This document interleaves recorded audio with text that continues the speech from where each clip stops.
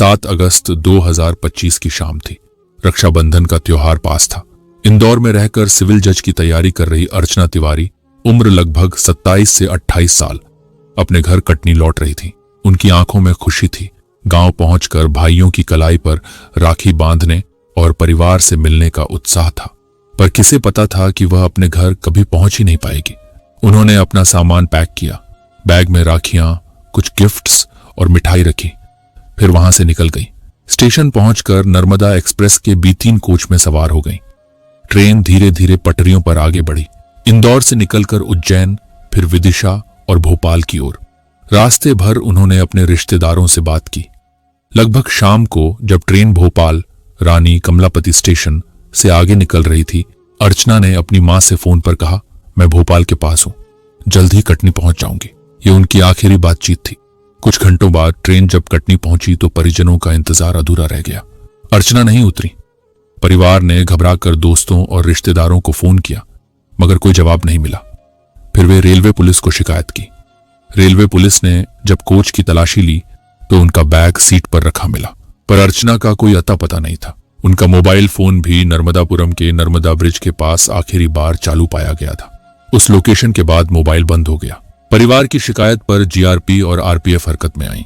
Police को शक है कि यह हादसा उस वक्त हुआ होगा जब ट्रेन भोपाल और नर्मदापुरम के बीच नर्मदा नदी पर बने लंबे पुल से गुजर रही थी। लेकिन यहां पर बड़ा सवाल उठता है, अगर अर्चना ट्रेन से गिरी थी तो उसका बैग उमरिया स्टेशन पर कैसे मिला? बैग में उसका मोबाइल और निजी सामान भी था। मोबाइल की लोकेशन आखिरी बार नर्मदापुरम के पास मिली थी। ये बात पुलिस को भी उलझा रही है और परिवार को भी हैरान कर रही है।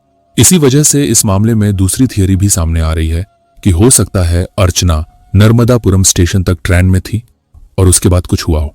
दोस्तों, अब यह कहानी 2 हिस्सों में बढ़ चुकी है। एक तरफ पुलिस की गिरने वाली थ्योरी है, जिसके तहत SDRF की टीम नर्मदा नदी में गोताखोरों के साथ सर्च ऑपरेशन चला रही है। खर्रा घाट के पास नदी में नाव और गोताखोर लगातार तलाश कर रहे हैं। पुलिस का मानना है कि चलती ट्रेन से गिरने की वजह से अर्चना नदी में बह गई होगी। इसी कारण पूरी ताकत इसी थ्योरी पर लगाई जा रही है।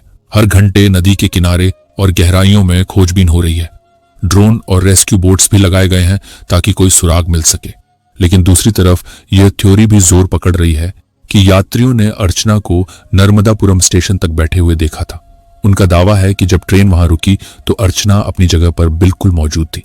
अब सवाल यह उठता है कि अगर यह बात सही है तो फिर नदी में चल रही इस भारी भरकम तलाश का क्या मतलब बनता है? क्योंकि इसका सीधा अर्थ है कि अर्चना ट्रेन से गिरी ही नहीं, बल्कि स्टेशन के बाद कहीं और गई या ले जाई गई। और अगर ऐसा है तो पूरा शक का दायरा नदी से हटकर बिल्कुल अलग दिशा में चला जाता है। अर्चना के केस में जो टाइमलाइन सामने आई है वह भी कम सस्पेंस से भरी नहीं है। 7 अगस्त की शाम वह इंदौर के हॉस्टल से निकली और उसी वक्त से उसकी हर गतिविधि पर परिवार की नजर बनी हुई थी। CCTV फुटेज में साफ दिखा कि उसने अपने बैग में राखी के पैकेट और कुछ जरूरी सामान रखा था, क्योंकि उसका इरादा कटनी जाकर अपने भाई को राखी बांधने का था। इसके लिए उसने नर्मदा एक्सप्रेस पकड़ी। ट्रेन में बैठते ही उसने अपने घर वालों को मैसेज किया कि वह ट्रेन में सवार हो चुकी है। रात करीब 10:16 पर अर्चना ने अपनी मां से आखिरी बार फोन पर बात की।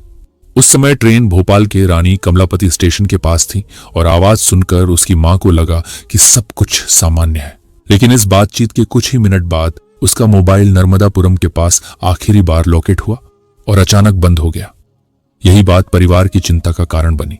हालांकि शुरुआत में उन्हें लगा कि शायद नेटवर्क की समस्या होगी, लेकिन हालात तब गंभीर हो गए जब 8 अगस्त की सुबह उमरिया स्टेशन पर ट्रेन पहुंची तो B3 कोच में अर्चना की सीट पर रखा हुआ बैग तो मिला, पर अर्चना खुद कहीं नहीं थी।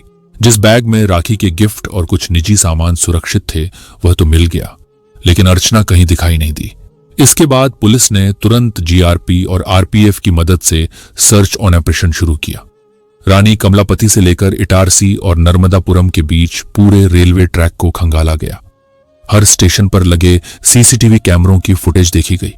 आसपास के गांवों और ढाबों में जाकर लोगों से पूछताछ की गई, ताकि अगर किसी ने अर्चना को देखा हो तो कोई सुराग मिल सके।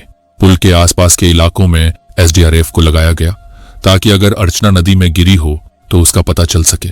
नदी में नावों के जरिए तलाशी अभियान चलाया गया। गोताखोरों ने घंटों तक पानी में उतरकर खोजबीन की, लेकिन कोई ठोस सुराग हाथ नहीं आया। दूसरी तरफ पुलिस ने रेलवे ट्रैक के किनारे की झाड़ियों और सुनसान इलाकों तक की तलाशी ली। यहां तक कि खेतों और पगडंडियों तक को चेक किया गया ताकि किसी भी तरह की जानकारी मिल सके। लेकिन 7 दिन की लगातार कोशिशों के बाद भी न नदी से कोई सुराग मिला और न ही रेलवे ट्रैक के आसपास कोई सबूत मिला।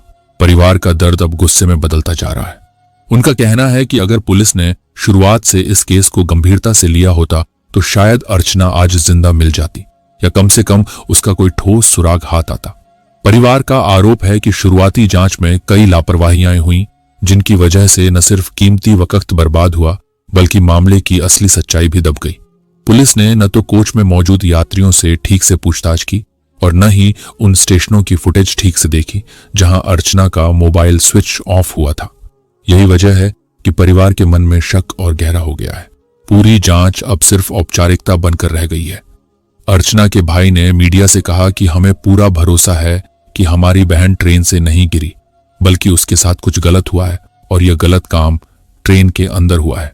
तो दोस्तों, अर्चना तिवारी की तलाश अब उस मुकाम पर पहुंच चुकी है जहां हर दिन एक नई पहेली सामने आ रही है। पुलिस की टीमें थककर चूर हो चुकी हैं, लेकिन नतीजा अब तक शून्य ही है। घर वाले हर सुबह इस उम्मीद में उठते हैं कि शायद आज कोई खबर मिलेगी, लेकिन शाम तक निराशा ही हाथ लगती है। इसी बीच परिजनों ने एक और सवाल उठाया है कि अगर अर्चना ट्रेन से गिरी होती तो अब तक उसका कोई न कोई निशान जरूर मिल जाता। नदी में एसडीआरएफ की टीमें इतने दिन से गोते लगा रही हैं, जाल डाल रही हैं, नाव चला रही हैं, लेकिन न तो किसी कपड़े का टुकड़ा मिला, न जूता मिला, न ही कोई ऐसा सबूत जो यह साबित कर सके कि वह नदी में गिरी है। यानी परिवार की नजर में ट्रेन से गिरने वाली थ्योरी धीरे धीरे कमजोर पड़ती जा रही है। अब बात आती है यात्रियों की गवाही की। कई यात्रियों ने दावा किया कि उन्होंने अर्चना को नर्मदापुरम स्टेशन तक ट्रेन में बैठे देखा था। इन बयानों ने पूरे केस को एक अलग ही मोड़ पर ला खड़ा किया है, क्योंकि अगर ये बयान सही हैं तो फिर सवाल उठता है कि नर्मदापुरम से उमरिया के बीच आखिर क्या हुआ। क्या किसी ने अर्चना को ट्रेन से उतार लिया? क्या किसी ने दबाव बनाकर उसे कहीं और ले जाया, या फिर अर्चना ने खुद किसी वजह से ट्रेन छोड़ दी? इन सवालों ने पुलिस को नई दुविधा में डाल दिया है। पुलिस ने अब इलेक्ट्रॉनिक सर्विलांस पर जोर देना शुरू किया है। नर्मदापुरम और उसके बाद के स्टेशनों के सीसीटीवी फुटेज खंगाले जा रहे हैं ताकि पता चल सके कि कहीं अर्चना कैमरे में कैद हुई है या नहीं। कई जगह फुटेज धुंधली मिली, कई जगह कैमरे बंद थे। यही वजह है कि जांच बार बार अधूरी साबित हो रही है। अर्चना का बैग उमरिया में मिला। इस पर 2 थ्योरी सामने आ रही हैं। पहली यह कि हो सकता है बैग अर्चना ने खुद सीट पर छोड़ दिया हो। दूसरी ये कि अगर उसके साथ जबरदस्ती हुई तो किसी ने बैग वहीं फेंक दिया ताकि लगे कि अर्चना ट्रेन से कहीं बाहर नहीं गई। परिवार अब साफ तौर पर आरोप लगाने लगा है।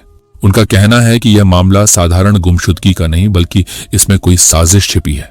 कटनी में उसके भाई ने मीडिया से कहा कि अर्चना सिविल जज बनने की तैयारी कर रही थी, पढ़ाई में अच्छी थी, उसका किसी से कोई विवाद नहीं था। वह अपने भाई को राखी बांधने के लिए खुश होकर घर लौट रही थी। ऐसे में उसका खुद से ट्रेन से गिरना नामुमकिन है। अब इस केस में राजनीतिक दबाव भी बढ़ने लगा है। कई जनप्रतिनिधि सामने आए हैं और उन्होंने जीआरपी से कहा है कि अगर अर्चना की तलाश में कोई लापरवाही हुई तो उसकी जिम्मेदारी पुलिस की होगी। इस दबाव के बाद जांच तेज तो हुई है, लेकिन नतीजा वहीं का वहीं है। इस बीच सोशल मीडिया पर भी बहस छिड़ गई है। लोग कह रहे हैं कि ट्रेन से गिरना इतना आसान नहीं होता, खासकर तब जब कोई महिला ऐसी कोच में सफर कर रही हो। दूसरी ओर कुछ लोग ये मान रहे हैं कि शायद अर्चना किसी वजह से खुद ट्रेन से उतर गई और अब कहीं छुपी हुई है। इन चर्चाओं ने पूरे मामले को और उलझा दिया है। जांच एजेंसियों ने अब यह भी सोचना शुरू कर दिया है कि कहीं यह मामला मानव तस्करी या अपहरण से जुड़ा तो नहीं है, क्योंकि इस तरह की घटनाएं पहले भी सामने आ चुकी हैं, खासकर उन यात्रियों के साथ जो अकेले सफर कर रहे होते हैं। इस पहलू पर भी काम किया जा रहा है। यानी दोस्तों, ये केस सिर्फ एक गुमशुदगी का मामला नहीं बल्कि एक रहस्य बन चुका है, जहां हर सुराग एक नई दिशा में ले जाता है और हर थ्योरी के पीछे एक नई कहानी छिपी है। पुलिस की गिरने वाली थ्योरी हो या यात्रियों की देखने वाली बात, दोनों में से कौन सच है ये अभी कोई नहीं जानता। लेकिन सच यही है कि अर्चना आज भी लापता है और उसके घर वाले उसकी एक झलक के इंतजार में दिन रात दरवाजे पर नजरें गड़ाए बैठे हैं।